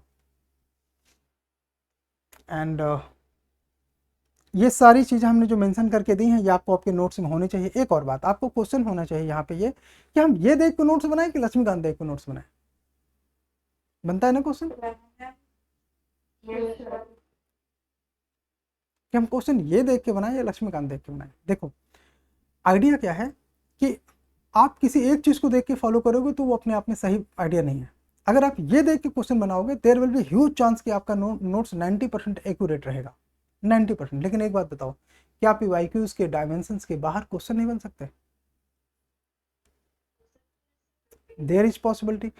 तो हमें क्या करना है कि हमको ये ध्यान रखना है कि ये जो पूरा 200 पेज का डॉक्यूमेंट है, ये इंग्लिश मीडियम का डॉक्यूमेंट है, ये मोर देन 200 पेजेस है इसमें। तो इससे हमें कोई भी डायमेंशंस छोड़ने नहीं है, ये हमको अच्छे से कवर करने हैं, एक बात। लेकिन जो लक्ष्मीकांत में टॉपिक्स दिए हुए हैं हमको ये देखना है कि जो टॉपिक आपको बहुत ऑब्सोलीट लगता है, करंट में नहीं है, काफ़ी समय से उसमें क्वेश्चन भी नहीं पूछे गए, आप उनको इग्नोर कर सकते हैं। पूरा लक्ष्मीकांत फॉलो करना सबसे बुरा आइडिया है। The worst idea that you are following Laxmikanth A to Z, this is the worst idea. हाँ इससे थोड़ा अच्छा लेकिन स्टिल वर्स आइडिया होगा कि आप सिर्फ इस पर डिपेंड करो। उससे तो अच्छा है but still it is a worse idea, बुरा है। गुड आइडिया क्या होगा कि आप लक्ष्मीकांत को अपना परसू करो, साथ में ये देखते चलो कि इससे कोई चीज़ छूट तो नहीं रही। लक्ष्मीकांत को होल सोल नहीं फॉलो करना, आपको ये देखना है कि क्या चीज़ें हैं जो आजकल करंट अफेयर्स में रहती हैं, न्यूज़ में रहती हैं, और क्या चीज़ें जो बिल्कुल आउटडेटेड मटेरियल है, तो उनको बस आप छोड़ सकते हो। क्या आपको पूरे 400 प्लस जो आर्टिकल्स हैं सब याद करने हैं? नहीं। कौन से आर्टिकल्स याद करने हैं? एटलीस्ट जो इसमें हैं वो आपको सारे याद होने चाहिए। आर्टिकल 1 to 51A ये तो आपको पूरा याद होना चाहिए विथ सब क्लॉजेस। उसके बाद भी करीब आपको 50 to 60 आर्टिकल से मिलेंगे जो कि आपको याद रखने हैं। वो कौन से आर्टिकल्स होंगे वो इसमें आपको सब लिखा हुआ मिलेगा कि ये आर्टिकल में ये है, ये आर्टिकल में ये है, तो आप उसको कवर अप करो। इस तरह से इस डॉक्यूमेंट को आप यूज़ कर सकते हो। ओके, हिंदी मीडियम के पास ये डॉक्यूमेंट हिंदी में पहले से है।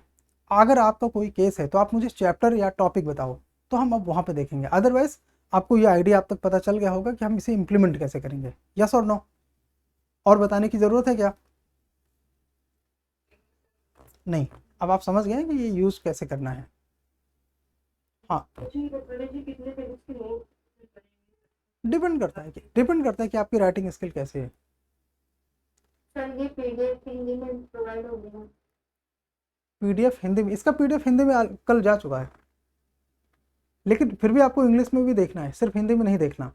इंग्लिश में क्यों देखना है? बिकॉज इंग्लिश हिंदी की फाइल ट्रांसलेटेड होती है, कई बार उसमें ग्रामेटिकल एरर होती है, तो आप साथ में इंग्लिश का पीडीएफ देखो। और कोई क्वेश्चन? हेलो, सारे क्वेश्चन जो तुम्हारे डाउट्स हैं पूछो। सर एनसीईआरटी कैसे इम्प्रूव करें? एनसीईआरटी कैसे इम्प्रूव करेंगे नोट्स में? एनसीईआरटी कैसे इम्प्रूव करें या यूज़ करें? उसमें यूज कैसे करेंगे या देखिए, आप यूपीएससी का सिलेबस आपके पास रहता है, इसमें हमने सब आपको डायमेंशंस करके दे दिए हैं। पॉलिटी का मॉडर्न का भी दिया जा चुका है वैसे तो, लेकिन हाँ मॉडर्न वगैरह में इतना डीपली रिसर्च नहीं थी। ये हमने स्पेशली बिकॉज हमने उसमें आपको रिसर्च करने के लिए दिया था। एंशिएंट में हमने आपको रिसर्च करने के लिए दिया था। इथिक्स के नोट्स बन गए हैं, हमने उसमें आपको रिसर्च करने के लिए बोला था। पॉलिटी में ऐसा हमने आपको इसलिए नहीं करने के लिए बोला बिकॉज पॉलिटी में बारीकियां बहुत ज़्यादा हैं। मैं अपेक्षा नहीं करता कि आप पॉलिटी, इकोनॉमी, ज्योग्राफी इनमें वो काम कर सकते हैं। हिस्ट्री में क्यों कर सकते हैं? बिकॉज हिस्ट्री ईजी है, उसमें आप कोई चीज़ नहीं समझते ऐसा कुछ होता नहीं है। हिस्ट्री में रट्टा मार ज़्यादा स्टोरी है, इसलिए हिस्ट्री में एंशियंट, मेडाइवल, मॉडर्न के टाइम में हमने आपसे कहा कि आप रिसर्च करो और नोट्स मेकिंग करो। तो आपकी चूंकि नोट्स पूरे हो चुके हैं, हमको पॉलिटी आज से स्टार्ट करना है, आई मीन कि जो बीता हुआ कल है उससे स्टार्ट करना था, तो इसलिए हमने पॉलिटी में ये वर्क आपको साथ में करके दिया है कि आप पॉलिटी की नोट्स मेकिंग ऐसे करो। बाकी जो तुम्हारे पहले के नोट्स हैं ना, उनके लिए हमसे 1 रुपये लो एंड फायर आउट, वो यूजलेस हैं, उनमें क्वेश्चन नहीं फंसेंगे। अगर आपको लगता है फंसेंगे तो जाइए चेक करिए, इथिक्स का नोट्स आपका यूजलेस है, उससे 5 क्वेश्चन भी नहीं फंसेंगे। देखो, अगर आपके एग्जामिनेशन हॉल में 20 क्वेश्चन आए हैं और उसमें से 70%, लेट से 15, 16 इतने क्वेश्चन नहीं फंसते ना, तुम्हारा सिलेक्शन नहीं होगा। कोई 2 पेपर में ऐसा हो गया ना कि तुम्हारे लेस देन 10 क्वेश्चन फंसे हैं, नहीं होगा सिलेक्शन। आपको पता चल जाएगा कि आप बाहर हैं। एक्सेप्ट तब ऐसा हो सकता है कि आपको 10 क्वेश्चन आते हैं किसी पेपर में और फिर भी तुम्हारा सिलेक्शन हो सकता है कि तुम्हारे ऑप्शनल में बहुत ज़्यादा नंबर है। जैसे इस बार हम लोगों ने क्या किया, ऑप्शनल में 500 आउट ऑफ 500 पूरा आपके नोट से है, इवन उससे ज़्यादा। जैसे कि आपको पता है कि ऑप्शनल में 56 क्वेश्चन आते हैं दोनों पेपर मिला के, और उसमें 53, नॉट 53, 51, 5 क्वेश्चन ऐसे हैं जो कि पूरी तरह से आपके नोट्स में नहीं है। 51 क्वेश्चन पूरी तरह से आपके नोट्स में है, जबकि आपको अटेम्प्ट कितने करने, केवल और केवल 38, दोनों पेपर मिला के 38 क्वेश्चन अटेम्प्ट करने हैं बस।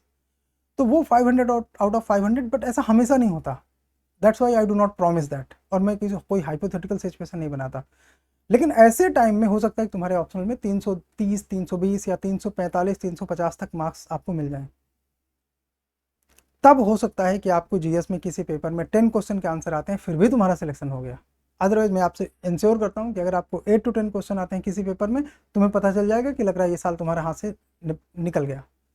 उस दिन तुम हॉल में डिसाइड करोगे कि अगला काम मैं करूंगा या करूंगी क्या, यूपीएससी के पिछले 30-35 साल के पेपर पर डीप रिसर्च, चाहे 3 महीने लग जाए, लेकिन करेंगे।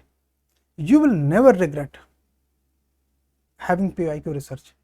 तुमने कितना भी टाइम पीवाईक्यू रिसर्च में लगाया हो, चाहे 4 महीने लगा दो, कभी तुम्हें रिग्रेट नहीं होगा। क्यों नहीं रिग्रेट होगा? बिकॉज वो अपना आउटकम लेके आएगा।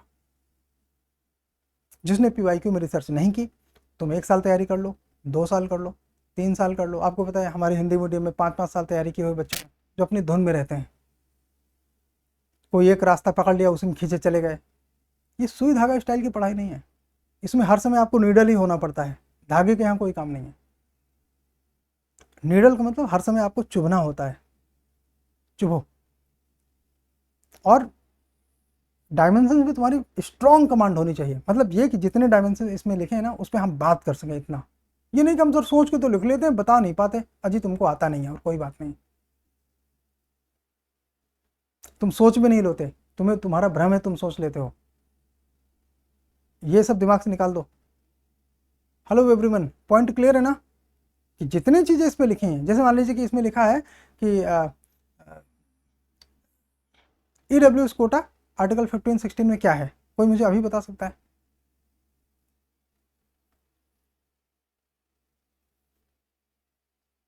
एनीवन? देखो, पढ़ा तो है तुमने, ये तुम नहीं कह सकते नहीं पढ़ा। ईडब्ल्यूएस कोटा तुमको इतनी बार मिला होगा कि तुमने पढ़ा होगा उसको। तो मुझे बता सकते हो क्या है 15-16 में? या इससे इजी कोई क्वेश्चन पूछेगा यूपीएससी कभी? नहीं पूछेगा। तुम्हारी ऐसी तैयारी, इसको कहते हैं क्लाउडेड प्रिपरेशन। क्लाउडेड प्रिपरेशन मतलब पढ़ा तो है, मध्यम मध्यम सॉन्ग जैसा कुछ गुनगुना रहे हैं, आ नहीं रहा ठीक से, नहीं चाहिए। आप लवासना दूर हैं। मैंने बोला ये एटीट्यूड नहीं चलेगा, एकदम आपको क्रिस्टल क्लियर पता होना चाहिए कि आर्टिकल 15 सब clause this, article 16 sub clause this, that ensures reservation in education, reservation in jobs, that's it. इन्हीं शब्दों में पता होना चाहिए, जैसे मैंने अभी बोला आपको, कम से कम शब्दों में। ठीक, तो जितने हमने डायमेंशंस फाइंड आउट किए हैं आप इनमें बढ़िया से करो, हम इसका डिबेट कराएंगे, डिस्कशन कराएंगे। आपके व्हाट्सएप ग्रुप में जो डिस्कशन होता है, हमने थोड़ा थोड़ा पार्टिसिपेट करना शुरू किया है। इंग्लिश मीडियम वाले, आई एम सॉरी, आपके ग्रुप से अभी हम नहीं आए हैं। ये हिंदी मीडियम में कल हम एक ग्रुप में आए थे, आपकी टाइमिंग हमारी मैच नहीं कर रही, बस थोड़ी ये दिक्कत है। हिंदी मीडियम के कल हम एक ग्रुप में गए थे, तो हम आपके डिस्कशन में और पार्टिसिपेट करेंगे। ये सब कुछ आपको अगर क्रिस्टल क्लियर नहीं याद है ना, 2026 छोड़ दो, तुम अपने माँ बाप को बेवकूफ़ बना रहे हो और कोई बात नहीं। और लड़कों, अगर तुम ठीक से नहीं पढ़ रहे हो ना, तो I have very harsh word that you are waiting your parents to die, कि जैसे वो मरे और तुम उनकी प्रॉपर्टी पे कब्जा करके बैठ जाओ। और लड़कियों, अगर तुम ठीक से तैयारी नहीं कर रही, then you are waiting a rich man to marry. बुरा लगा ना, बट यही सच्चाई है, वो तुम्हारे डीप कॉर्नर में है दिमाग में, इसीलिए तुम हल्का हल्का पढ़ रही हो। बस भौकाल बना रहे कि हाँ लड़की ने मेन से दिया एक बार, और कोई अमीर जो है PCS IAS कोई मिल गया, शादी हो गया, एकदम फिट है, अब कुछ नहीं करना, अब आराम से खा के पलंग तोड़ना है।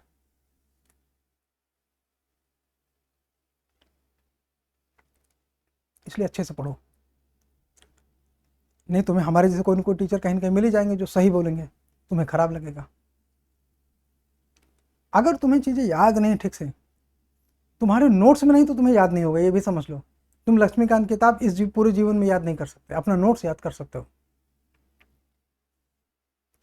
तो पहले तुम्हारे नोट्स में चीज़ें होनी चाहिए, अगर वहाँ हैं तो हम उसे याद करा लेंगे, मैं उसमें काफ़ी रोल प्ले करूँगा याद कराने में, अगर तुम्हारे नोट्स में है तो। बिकॉज जब हम 20 पेजर बनाएंगे ना, तो हम अलग अलग पर्सन का अलग अलग बनवाएंगे। आपका जो भी गैप है उसके आधार पर 20 पेजर आपका बनेगा, 20-25 पेजर बनता है। इसमें पॉलिटी में तो ज़्यादा हो जाता है, इसमें तो 40 पेजर बन जाता है। बिकॉज इसमें अगर मान लीजिए कि किसी ने, हमारी एक स्टूडेंट है जीनल, किसी ने जीनल स्टाइल में लिखा तो भी उसका 500 पेज क्रॉस होगा। पॉलिटी में, होल सोल पॉलिटी में 500 पेज क्रॉस हो जाएगा। बिकॉज प्री और मीन्स दोनों के बनाने हैं, अलग अलग नहीं बनाने। तो जब आप नोट्स मेकिंग कर रहे हो ना, उसी समय आपको मेंस के डायमेंशन ऐड करने हैं। आपका प्राइमरी, इसीलिए हमने नोट्स मेकिंग को नोट्स मेकिंग लिखा, वहाँ प्रीलिम कहीं नहीं लिखा। लिखा है आपने, देखा अभी तक? वहाँ प्रीलिम कहीं नहीं लिखा, वहाँ सिर्फ नोट्स मेकिंग लिखा है। आते हैं, रुकिए हम आपको दिखाते हैं। जैसे ये है DPSP versus fundamental duties, directive principle of state policy. इसमें देखो, पहले क्वेश्चन है, क्वेश्चन को जाने दो।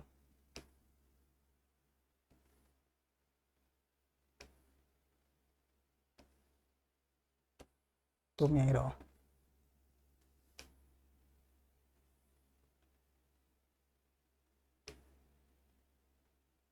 जैसे इसमें कहीं भी प्री नहीं लिखा रहता, ये सिर्फ नोट्स मेकिंग लिखा रहता है। यहाँ देखो, नोट्स मेकिंग, DPSP, ये सब ठीक है। नीचे लिखा है देखो, प्रीलिम्स एंड मेंस। सिर्फ मेंस के डायमेंशन अलग से लिखे हैं, वहाँ भी प्री के डायमेंशन नहीं है, इसमें मेंस की डायमेंशन है। तो जब आप ऐसे नोट्स मेकिंग करो करो साथ में पेज को स्लाइड करो, उस यूनिट को नीचे जाओ और देखो कि मेंस में आपको क्या क्या ध्यान देना है।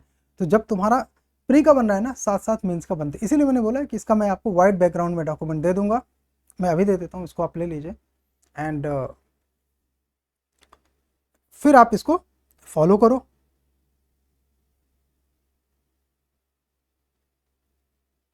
Just second.